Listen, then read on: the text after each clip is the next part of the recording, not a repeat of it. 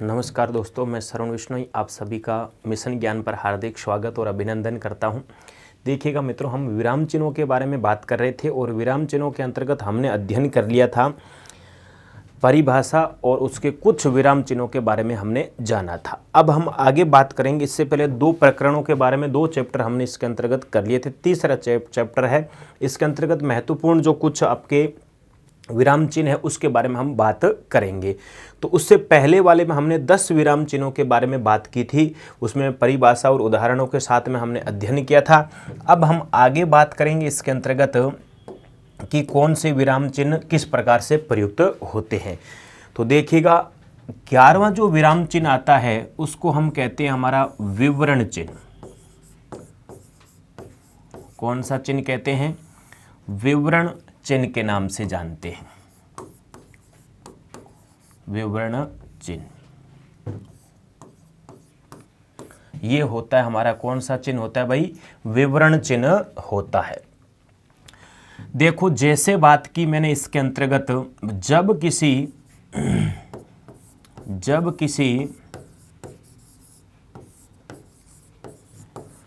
कही हुई बात को स्पष्ट करने या उसका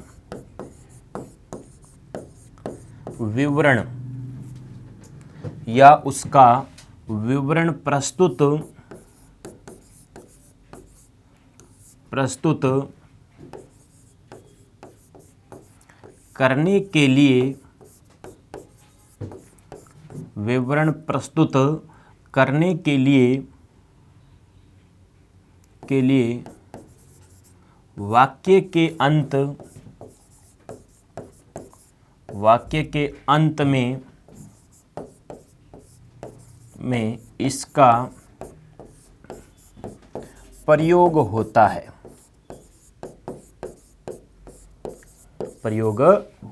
वाक्य के अंत में इसका प्रयोग होता है। जैसे मैंने लिखा, पुरुषार्थ 4 है। पुरुषार्थ 4 है, जैसे धर्म, अर्थ,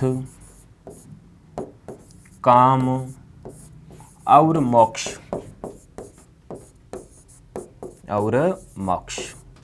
धर्म, अर्थ, काम और मोक्ष। तो कौन से चिन्ह का प्रयोग किया हमने इसके अंतर्गत? आपके विवरण चिन्ह का प्रयोग किया। उसी प्रकार जैसे लिखा मैंने इसके अंतर्गत,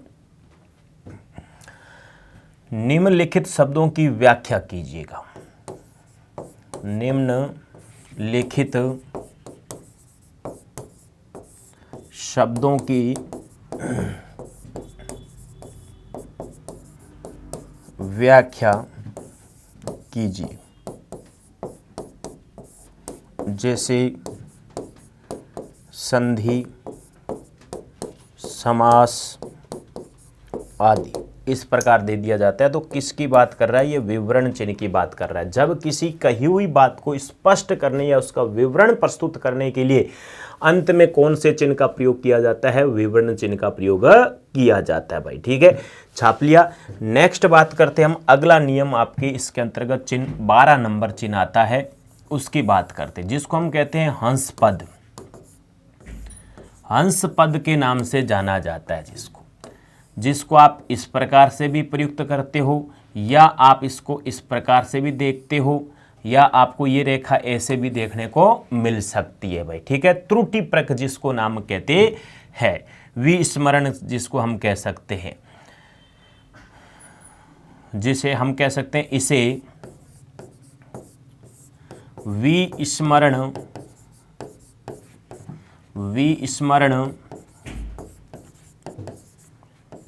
चिन्ह भी कहते हैं। विस्मरण चिन्ह भी इसे कहा जाता है। ठीक है, नेक्स्ट बात करते हैं हम इसके अंतर्गत, अतः लिखते समय यदि कुछ यदि कुछ लिखने में रह जाता है तब इस चिन्ह का प्रयोग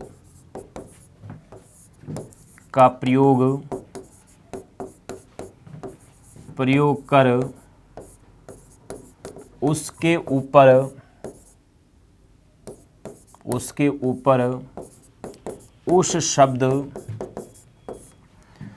ऊपर उस शब्द या वाक्यांश को लिख दिया जाता है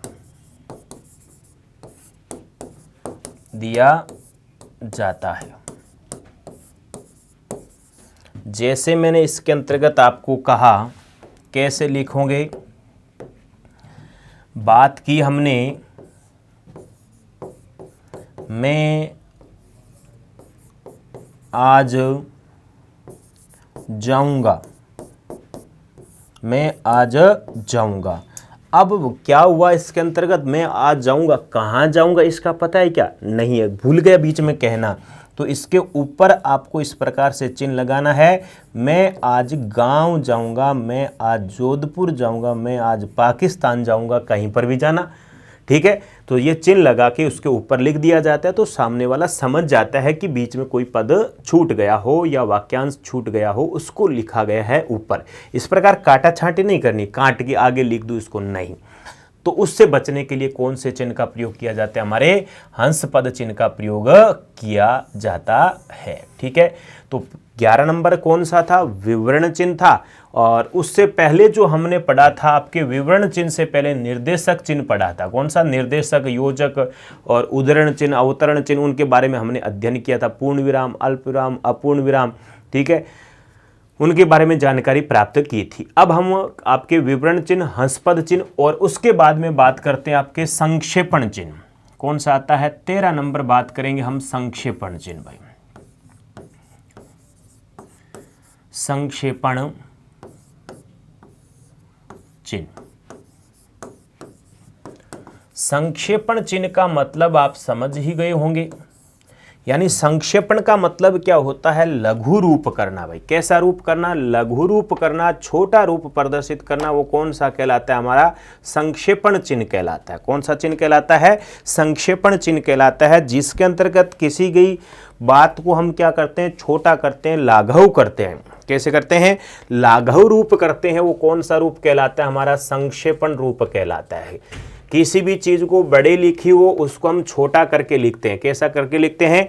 छोटा करके लिखते हैं। तो उस स्थिति के अंतर्गत कौन से चिन्ह का प्रयोग किया जाता है? लाघव चिन्ह का प्रयोग किया जाता है। जैसे हम कह सकते हैं, इसे लाघव चिन्ह भी कहते हैं। इसे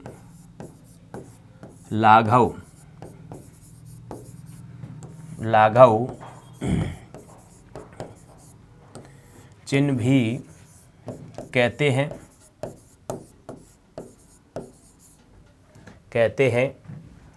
नेक्स्ट बात करते हैं हम इसके अंतर्गत, अतः किसी बड़े शब्द को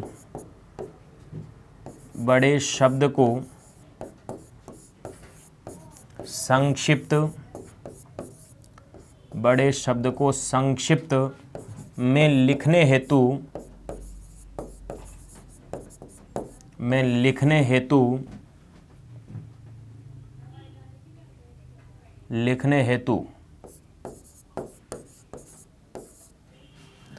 कोई भी आपका बड़ा शब्द होता है, उसको लिखने हेतु आद्य अक्षर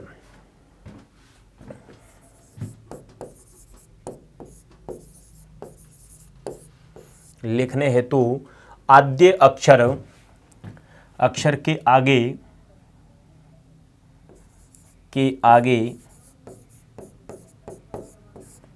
आगे इस चिन्ह का प्रयोग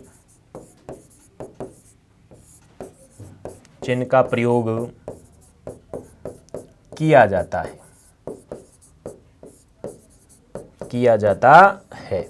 ठीक है, छापते रहना साथ साथ में। सीधा प्रश्न आ जाता है, संक्षेपण चिन्ह का दूसरा नाम क्या है? तो लाघव चिन्ह कहते हैं। क्या कहते हैं? लाघव चिन्ह कहते हैं।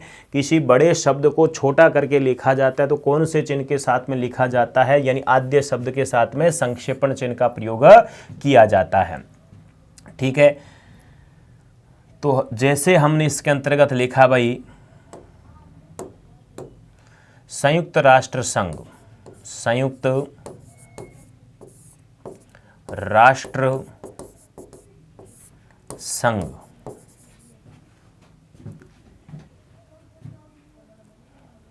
संयुक्त राष्ट्र संघ, तो इसको क्या लिखा जाता है? संयुक्त राष्ट्र संघ, संयुक्त राष्ट्र संघ, इस प्रकार से लिखा जाता है, सैरास है। ठीक है, सैरास है। जैसे हम लिखते हैं माध्यमिक शिक्षा बोर्ड, माध्यमिक शिक्षा बोर्ड, तो इसको क्या करते हम? मासी बोर्ड, मासी बोर्ड, बोर्ड की जगह सिर्फ बो ही कर देते हैं। तो शॉर्टकट में लिखने के लिए, किसके लिए? शॉर्टकट में लिखने के लिए कौन से चिन्ह का प्रयोग किया जाता है? संक्षेपण चिन्ह का प्रयोग किया जाता है। जैसे डॉक्टर शब्द आता है, डॉक्टर को भी, प्रोफेसर शब्द को भी हम कैसे लिखते हैं? इसे शॉर्टकट में लिखते हैं कि नहीं लिखते हैं? तो ये जो चिन्ह लगाया जाता है, आगे गोल जीरो लगाया जाता है, ये किसका रूप होता है? हमारा संक्षेपण चिन्ह का प्रयोग होता है। शून्य टाइप का होता है ना, ये संक्षेपण चिन्ह का बोध करवाता है। अगला देखो, 14 नंबर नियम आता है। 14 नंबर हमारा जो है विराम चिन्ह, जिसको हम कहते हैं समता सूचक, समता सूचक, या हम इसको कहते हैं तुल्यता, यानी तुल्यता, तुल्यता चिन्ह, जिसको हम लिखते हैं इस प्रकार से। बराबर का जो चिन्ह होता है, कौन सा? बराबर का चिन्ह होता है, उसको क्या कहते हैं? समता सूचक चिन्ह कहते हैं। तो इसके अंतर्गत आता है किसी शब्द के समान अर्थ, किसी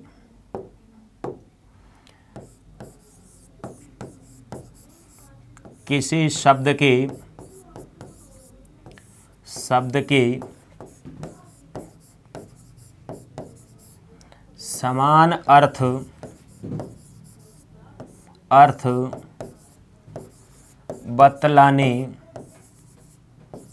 बतलाने या समान मूल्य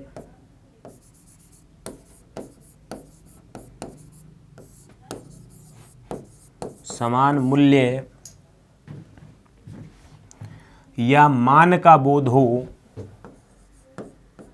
या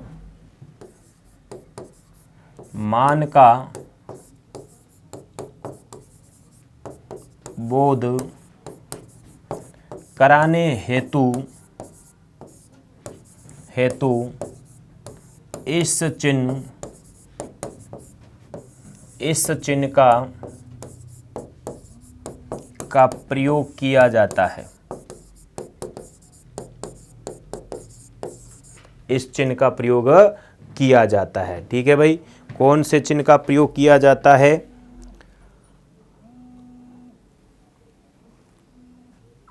कौन सा चिन्ह है आपका? समता सूचक या तुल्यता चिन्ह का प्रयोग किया जाता है, जिसको हम बराबर के नाम से संबोधित करते हैं मित्रों। जैसे मैंने लिखा आपके सामने, शब्द का प्रयोग कर दिया, या जैसे लिखा भानु बराबर सूर्य, यानी भानु का अर्थ लिखा हमने। दूसरा मैं लिख सकता हूं कि 1 रुपया बराबर 100 पैसे, 100 पैसे, पैसे नहीं पैसे, 100 पैसे, 1 रुपया बराबर 100 पैसे।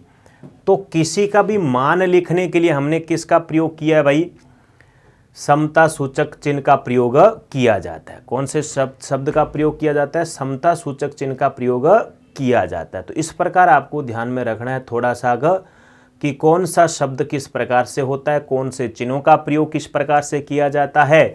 बराबर का नाम जैसे मैंने कह दिया 1 किलो बराबर 1000 ग्राम, 1 किलो बराबर 1000 ग्राम, 400 ग्राम, 500 ग्राम, 300 ग्राम, कितने करते हो आप भाई, तो समान मान होना चाहिए। कितना समान मान होना चाहिए। 1 मीटर बराबर कितने सेंटीमीटर है, ठीक है, तो उनका बरोबर मान रखना होता है। तो कहते हैं कि किसी शब्द के समान अर्थ बताने या समान मूल्य या मान का बोध कराने हेतु इस चिन्ह का प्रयोग किया जाता है। वो कौन सा, हमारा समता सूचक या तुल्यता चिन्ह का प्रयोग किया जाता है।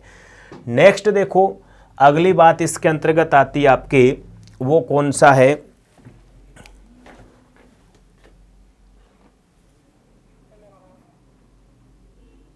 हेलो हेलो,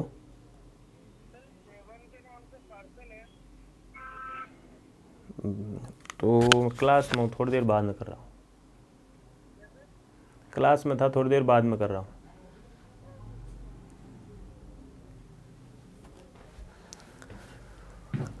समता सूचक या तुल्यता चिन्ह का प्रयोग किया जाता है मित्रों, ठीक है मित्रों। अब देखो आगे बात करते हैं हम इसके अंतर्गत। अगला नियम आपका आता है, चिन्ह आता है 15 नंबर, वो है हमारा कोष्टक चिन्ह भाई, कोष्टक चिन्ह। कोष्टक चिन्ह होता है, कोष्टक चिन्ह हम इस प्रकार से लिखते हैं, ये आपने कोष्टक चिन्ह देखा होगा, या आप इस प्रकार से भी प्रयुक्त करते हो, या आपने मैथ में देखा होगा मंजिला कोष्ट, इससे घूम घूम के आते हैं, वो किसके अंतर्गत, हमारे कोष्टक चिन्हों के अंतर्गत आता है। अब बात करते हैं कोष्टक चिन्ह का प्रयोग कहाँ पर किया जाता है। जैसे मैंने कह दिया आपको, कोष्टक चिन्ह का प्रयोग कहाँ पर होता है हमारा। पहली स्थिति क्या कहता है, वाक्य में प्रयुक्त किसी पद का अर्थ स्पष्ट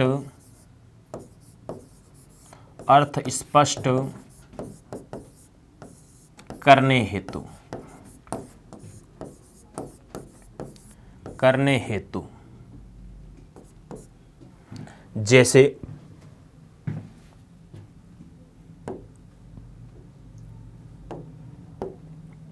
बात की हमने इसके अंतर्गत मुंह की उपमा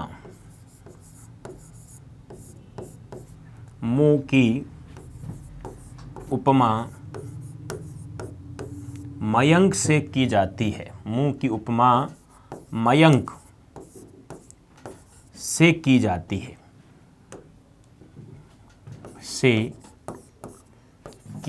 है, या दी जाती, मयंक से की नहीं, दी जाती है। तो बताइएगा इसके अंतर्गत कहां पर हमारे को प्रयोग करना है। देखो मयंक का हमारे को क्या करना है, किसी भी वाक्य में प्रयुक्त शब्द का अर्थ स्पष्ट करना। तो मयंक का मतलब होता है चंद्रमा, क्या है, चंद्रमा। तो हमने यहां पर किसका प्रयोग कर दिया मित्रों, कोष्टक चिन्ह का प्रयोग। किसी भी हम कह सकते हैं कठिन शब्द का अर्थ लिखने के लिए किसका प्रयोग किया जाता है, कोष्टक चिन्ह का प्रयोग किया जाता है। कौन से चिन्ह का प्रयोग किया जाता है, कोष्टक चिन्ह का। जैसे मैं इस बात को ऐसे भी कह सकता था आपको कि उसका मुख मयंक के समान है, उसका मुख मयंक के समान है। और वहां पर हम किसका प्रयोग कर सकते थे, आपके बीच में किसका प्रयोग करता है, मयंक के बात, यानी मयंक का अर्थ लिखने के लिए मैं उस चंद्रमा को कोष्टक के अंतर्गत बंद कर सकता था। किसमें, कोष्टक में बंद कर सकता था।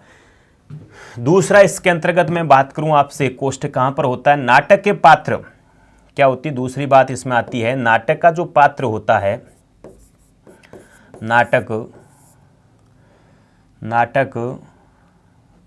में पात्र के अभिनय के भावों को प्रकट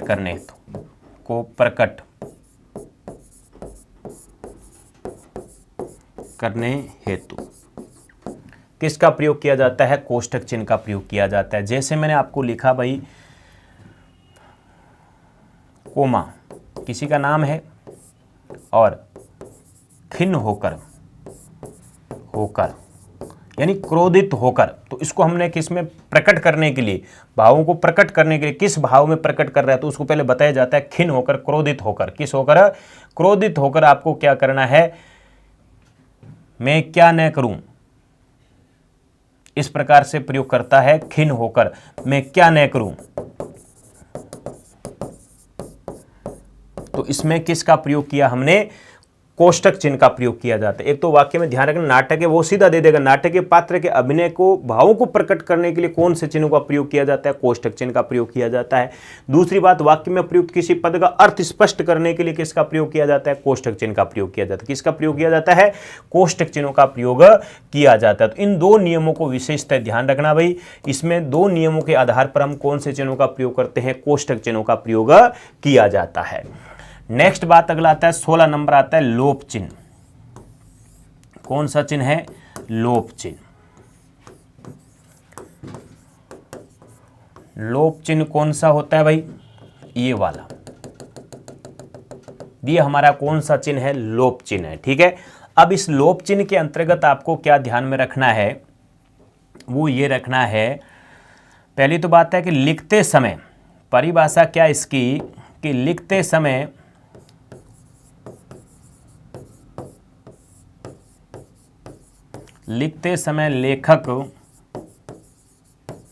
लेखक कुछ अंश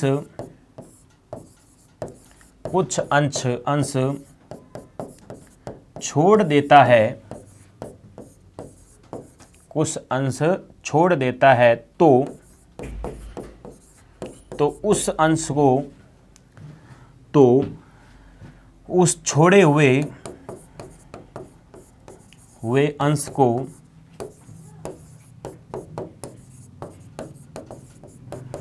स्थान पर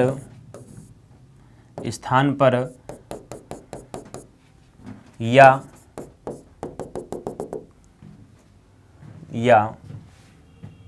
लगा देता है।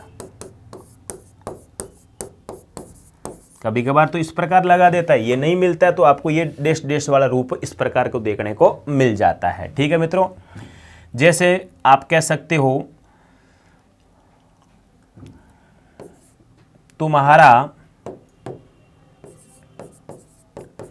तुम्हारा सब काम करूंगा, तुम्हारा सब काम करूंगा, बोलो बड़ी माँ,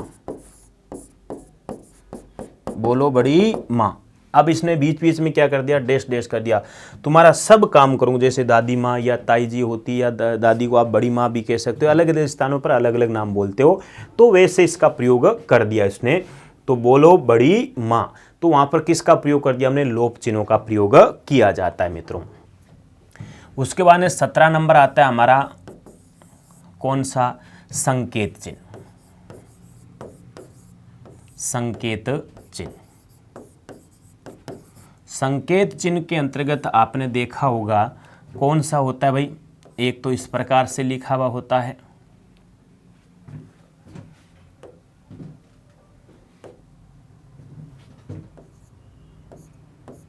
ऐसे लिखते हैं संकेत, और या हम इसको लिखते हैं किस प्रकार से? ऐसे आप बना देते हो इसको, किसी भी रूप में स्टार बना देते हो। ठीक है, या आप इसको तीर के साथ में ऐसे कर देते हो। तो यानी महत्वपूर्ण बात को प्रकट करने के लिए, महत्वपूर्ण बात को बताने के लिए संकेत चिन्ह का प्रयोग किया जाता है,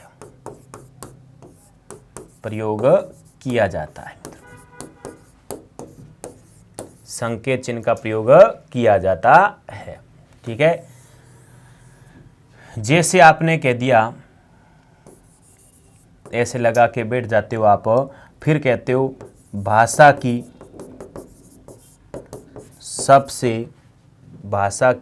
सबसे छोटी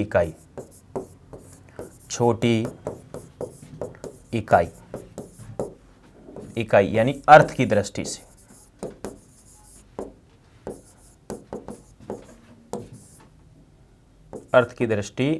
से। तो आप इसमें लिखते हो क्या? वर्ण। क्या लिखते हो? वर्ण। तो हमने इस चीज को, क्या महत्वपूर्ण है, उसको संकेत के रूप में इंगित किया जाता है। तो वह कौन सा कहलाता है? हमारा संकेत चिन्ह के नाम से मित्रों जाना जाता है। भाई किस चिन्ह के नाम से जाना जाता है? संकेत चिन्हों के नाम से संबोधित किया जाता है। नेक्स्ट इसके अंतर्गत 18 नंबर की मैं बात करूं आपकी, तो संकेत चिन्ह के बाद में आता है पुनरुक्त चिन्ह। पुनर्धन उक्त चिन्ह। पुनरुक्त चिन्ह आपने देखा होगा, ऐसे एक एक साथ में आते हैं, दो दो चीज आती है। पुनरुक्त चिन्ह कब लगाया जाता है भाई? पुनरुक्त चिन्ह का प्रयोग कब किया जाता है? तो कहते हैं कि जब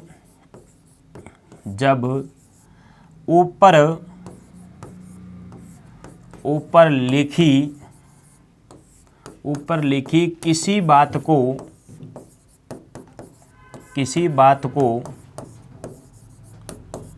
ज्यों का त्यों उसे नीचे लिखना हो तो उसके पुनः वही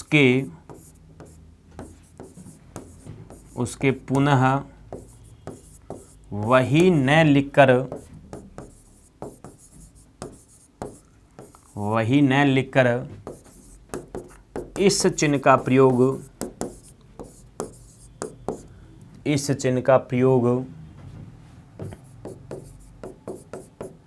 प्रयोग किया जाता है।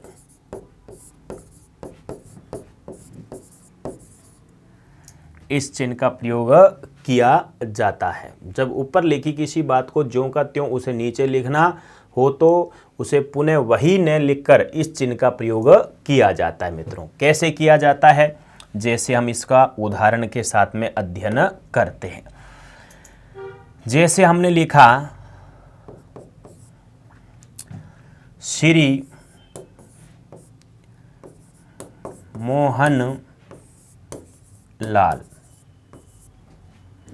मोहन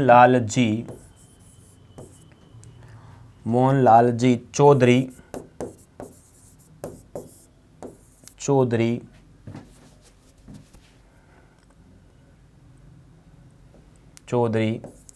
जयपुर राजस्थान, ऐसे लिखा। अब मान लो आपने नाम लिखा कोई श्री सोहन लाल जी है,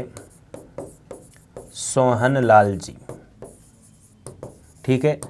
अब सोहन लाल जी भी क्या है? चौधरी है। कहाँ के निवासी है? जयपुर के निवासी है। और जयपुर कहाँ पर हो गया हमारा? राजस्थान हो गया। इसी चीज को बार बार नहीं लिखा, समय बचाने के लिए हमने किस चिन्ह का प्रयोग कर दिया? पुनरुक्त चिन्ह का प्रयोग कर दिया। जैसे आप कन्यादान देने जाते हो तो वहां पर एक ऊपर नाम लिखा, मान लो किसका नाम लिख दिया आपने? बड़े भाई का नाम लिखा दिया, जैसे ताऊ जी का नाम लिखा दिया, दादाजी का नाम लिखा दिया। फिर आपके चाचा जी का नाम, पिताजी का नाम लिखवाना हो कन्यादान के अंतर, तो आप क्या लिखाते? सिर्फ नाम लिखाते। फिर दादाजी का नाम दोबारा बार बार नहीं लिखाया जाता है। आपके गांव का नाम, जाति का नाम बार बार नहीं लिखाया जाता है। पहले कन्यादान कितनी दी जाती है उसको लिख लेते हैं, फिर उसका नाम लिख देते हैं। फिर आप सन के अंतर्गत एक बार ही ऊपर लिखा जाता है। जाति या गाँव स्थान जो भी है वो बार बार नहीं लिखा जाता, उसकी जगह क्या लिखा जाता है? इस प्रकार चिन्हों का प्रयोग किया जाता है। ठीक है। नेक्स्ट, जैसे मान लो मैंने कह दिया आपको संज्ञा के भेद। पहले संज्ञा लिखी मैंने कौन सी? आपके व्यक्तिवाचक। कौन सी लिखी? व्यक्तिवाचक संज्ञा, व्यक्तिवाचक संज्ञा या संज्ञा। दूसरी हमने लिखी जातिवाचक, जातिवाचक। अब जाति लिख सकता हूँ, वाचक के लिए भी नीचे ये लिख सकता हूँ मैं, लेकिन हमने इसको ऐसे लिख दिया। तीसरा मैंने लिख दिया भाववाचक, भाववाचक, और फिर क्या लिख दिया नीचे, ऐसे लिख दिया। तो किसी भी शब्द को बार बार लिखने से बचने के लिए, उसका मतलब अर्थ वही होता है बार बार, तो उसको बचने के लिए किसका प्रयोग किया जाता है, हमारे पुनरुक्त चिन्ह का प्रयोग किया जाता है। उसके बाद में आगे बात आती है इसके अंतर्गत आपके, वो अगला चिन्ह आता है, कितने हो गए भाई इसमें, 18 हो गए हमारे। 19 नंबर देखिएगा, 19 नंबर चिन्ह आता है, वो है आपका कौन सा, विकल्प चिन्ह। विकल्प चिन्ह, विकल्प चिन्ह, विकल्प चिन्ह होता है ये वाला, ठीक है। विकल्प दिया जाता है कि इसमें से कोई ना कोई एक कर दिया जाए। जैसे कोई दो शब्द दे रखे हैं, उन दो शब्दों में से किसी एक का चुनाव करना हो, ठीक है। दो प्रश्न दे रखे हैं, उनमें से किसी एक का चुनाव किया हो, तो वहां पर विकल्प किया जाता है। जैसे हम कह सकते हैं, जब दो में से किसी एक को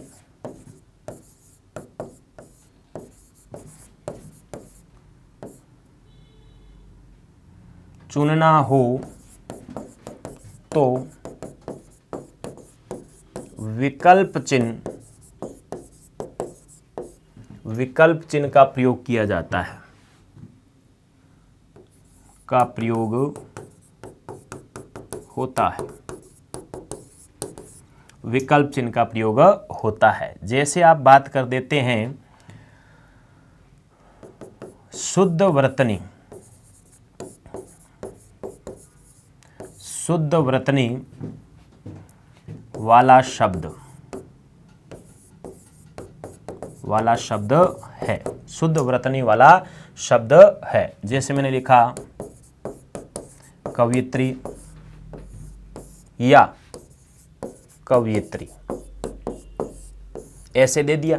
अब इन दोनों में से आपको बीच में कहता है या, तो वो कौन सा कहलाएगा, हमारा विकल्प चिन्ह का प्रयोग किया जाता है। जैसे शुद्ध तो ये है, ये अशुद्ध शब्द है, ये कैसा है, हमारा शुद्ध है, लेकिन इसके बीच में जो चिन्ह लगाया जाता है वो कौन सा चिन्ह लगाया जाता है, हमारा विकल्प चिन्ह लगाया जाता है। कौन सा चिन्ह है, विकल्प चिन्ह का प्रयोग किया जाता है, ठीक है मित्रों। उसके बाद में अगला देखो, जैसे जिसको हम कहते हैं 20 नंबर आता है पाद चिन्ह, या हम कह सकते हैं रेखांकित चिन्ह, रेखांकित चिन्ह। देखो रेखांकित चिन्ह किसे कहते हैं, अंडरलाइन को कहते हैं। ये नीचे पैरों के नीचे जो चिन्ह लगाया जाता है वो कौन सा चिन्ह होता है, पाद चिन्ह होता है। यानी किसी पद, किसी शब्द या पद के नीचे लगाया जाने वाला चिन्ह, लगाया जाने वाला चिन्ह पाद चिन्ह या रेखांकित चिन्ह कहलाता है, कहलाता है। जैसे आपने लिखा राम ने रावण को मारा। अब इसमें आपने ये नीचे रेखा खींची है, इस चिन्ह को हम क्या कहते हैं, पाद चिन्ह। अब कहेगा रेखांकित पद में समास बताइएगा, रेखांकित पद में समास बताइएगा, ऐसे भी लिख सकता है रेखांकित पदों में समास बताइए, क्रमशः रेखांकित पदों में समास बताइए। पहले कर्ता हो गया, फिर कर्म हो गया, तो वहां पर आपको ध्यान में रखना नीचे खींचे जाने वाली रेखा कौन सी है, पाद चिन्ह आती है। जैसे मान लो मैंने 21 नंबर आपको लिख दिया शिरोरेखा, आपने देखी होगी शिरोरेखा। शिरोरेखा, शिरोरेखा होती है जो ऊपर खींची जाती है, ये वाली। ये तो खड़ी पाई हो गई, ये कौन सी पाई है, खड़ी पाई, खड़ी पाई। और ये रेखा आती है, इसको हम क्या कहते हैं, शिरोरेखा। शिरोरेखा के नाम से जाना जाता है। मतलब क्या हो गया, शिरोरेखा यानी सिर के ऊपर खींची जाने वाली रेखा, ये कौन सी कहलाती है, शिरोरेखा कहलाती है। सिर के ऊपर खींची जाने वाली रेखा शिरोरेखा होती है। जैसे आपने पढ़ा भी होगा, ये शिरोरेखा हो गई, ये खड़ी पाई होगी, यहाँ पर जो बिंदी लगती है उसको हम क्या कहते हैं, पंचमा अक्षर कहते हैं। यहाँ पर लिखता है वहाँ पर उक्षिप्त कहा जाता है, यहाँ पर लगता है उसको हम क्या कहते हैं, नुक्ता कहते हैं, यहाँ पर लगता है उसको क्या कहते हैं, अनुस्वार कहते हैं या नासिका वाला होता है। तो ये इस प्रकार के इनको ध्यान रखें, शिरोरेखा या आधार रेखा भी इसको कहा जाता है। नेक्स्ट देखो आपका अंतिम, जैसे मैंने 22 नंबर लिख दिया इतिश्री, कौन सा है, इतिश्री, या हम इसको किस नाम से जानते हैं, समाप्ति चिन्ह, समाप्ति चिन्ह, समाप्ति चिन्ह। इतिश्री या समाप्ति चिन्ह कैसे लगाया जाता है भाई, ऐसे लगा देते हैं, या आप कह देते हैं इस प्रकार से, या क्या कर देते हो, ऐसे प्रयुक्त कर देते हो अंत में, ठीक है।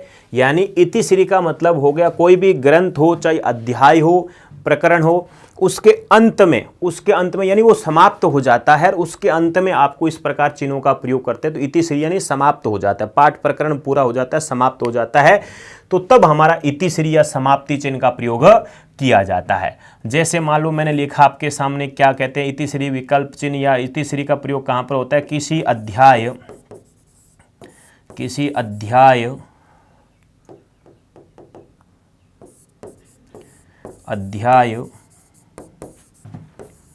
या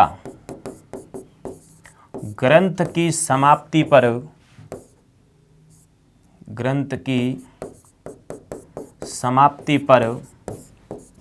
इस चिन्ह का प्रयोग किया जाता है, इस चिन्ह का प्रयोग किया जाता है, इस चिन्ह का प्रयोग किया जाता है। जैसे हमारा विराम चिन्ह प्रकरण क्या हो गया, इति सिदम हो गया, पूरा हो गया, तो हमने किसका प्रयोग कर दिया मित्रों, इतिश्री का प्रयोग कर दिया, या हम इस प्रकार से इसके अंतर्गत प्रयुक्त कर सकते हैं। तो ये हमारा प्रकरण क्या हो गया मित्रों, इति के साथ पूरा हो गया, समाप्त हो चुका है। तो अब आपको ध्यान में रखना है, इसके अंतर्गत जितने भी हमारे विराम चिन्ह थे उनको एक बार अच्छी तरीके से देखना, महत्वपूर्ण टॉपिक है, आपका एक प्रश्न पूछा जाता है इनमें से, चाहे आप किसी भी प्रतियोगिता परीक्षा के अंतर्गत पूछे जाते हो। तो वाक्य शुद्धि में भी ये काम करता है हमारा, इसमें वाक्य शुद्धियों में भी काम करता है, अलग से टॉपिक भी दे रखा है तो वहाँ पर भी इसमें प्रयुक्त किया जाता है या प्रश्न पूछा जाता है। तो इस अंक में बस इतना ही। नमस्कार, धन्यवाद सभी को, राम राम।